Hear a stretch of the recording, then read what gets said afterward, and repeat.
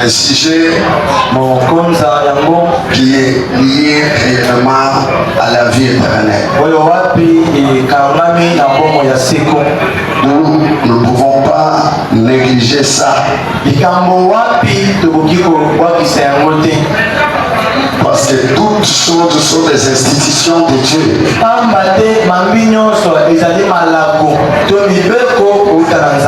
C'est comme je parlais à un frère, c'est pas si le frère a dit que non. Tu vois la Bible ici.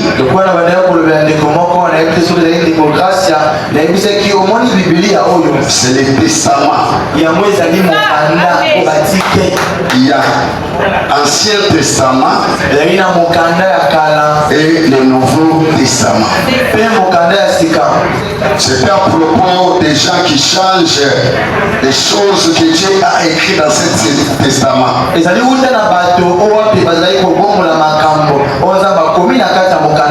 On ne peut pas changer un testament laissé. Si vous osez changer le testament, même si vous partez dans n'importe quel tribunal, tu seras condamné.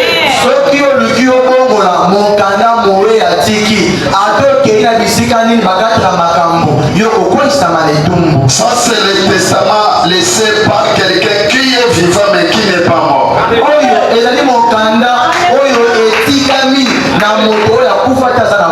Il veille sur ce qu'il avait écrit. Et quand tu veilles cela, nous qu'on a laissé le testament, nous sommes censés marcher selon ce qui est écrit.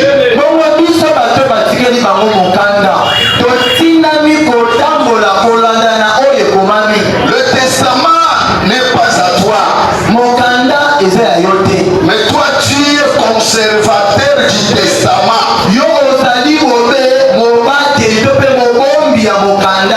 Agir selon ce qui est écrit dans le testament. Et tu auras du succès. Tu auras la victoire. Même le diable n'aura pas la capacité de te vaincre. Parce que le diable est vaincu par la parole. Et quand vous citez la parole, il reconnaît le testament laissé par une autorité supérieure.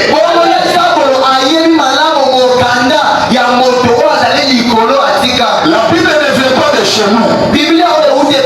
Ce n'est pas un livre particulier. Et ce n'est pas toi qui l'as formé. Et cette Bible, c'est la plénitude de Dieu lui-même sous forme de l'esprit. Où tu ne peux pas ajouter ou retrancher. Si vous allez retrancher, tu seras puni avec toutes les malédictions écrites dans cette Bible ici.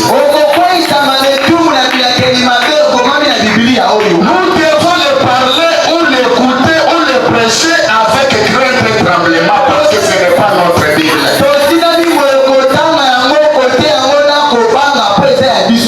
Paul dit, si quelqu'un vous prêche autre chose, contraire de ce que nous vous avons prêché, même si c'est un ange du ciel, qu'il soit anathème, c'est-à-dire qu'il soit maudit. Quand j'ai mal dans le cœur, quand je vois aujourd'hui, je ne me retranche pas.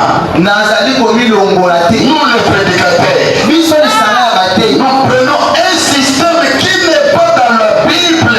Voilà, nous appliquons cela au milieu des gens.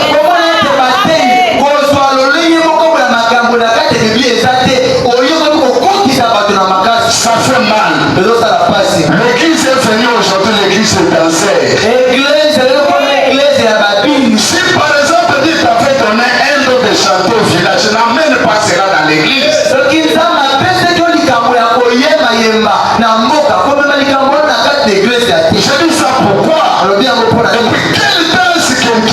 que les gens dansent. Mabina nini yo bato bakobina na église Sont des danses sentimentales. ezali mabina baposa komoto. Les danses où parfois où tu ne peux pas comment être content. Mabina otali kolokosepela nango te. Le serpent est dans l'église, je vole un peu, je vais arriver. nazali kopumbwa na kokoma yeba yango nyoka ata na kati na église. Le serpent a séduit Ève par sa danse. yeba ngo ete nyoka apengwisaki eba na nzela ya mabina. Le danse vient du diable. mabina euta na zabolo. Et voilà le manche du serpent. tala etamboli ya nyoka. Voilà, il danse dans son âge. ntango ye azotambola azobina na loketo na ye. Voilà un peu ce qu'il fait. ntango ye asalaka. Et tous les musiciens aujourd'hui, balanga nzembo lelo. ils ont les serpents dans leur âge. baza na nyoka na loketo na bango. Allez un peu chez les penseurs, si soi-disant apôtre Mwimba. kende kule pale na apote mwitu. Vous me direz quoi? okoyebisanga nini? Les musiciens aujourd'hui, c'est une église, ezali eglesia. une église de danse. eglesia mabina na mabina. Où tu vois quelqu'un qui met les pieds à l'air, il danse, il saute. C'est comme un musicien qui veut le faire.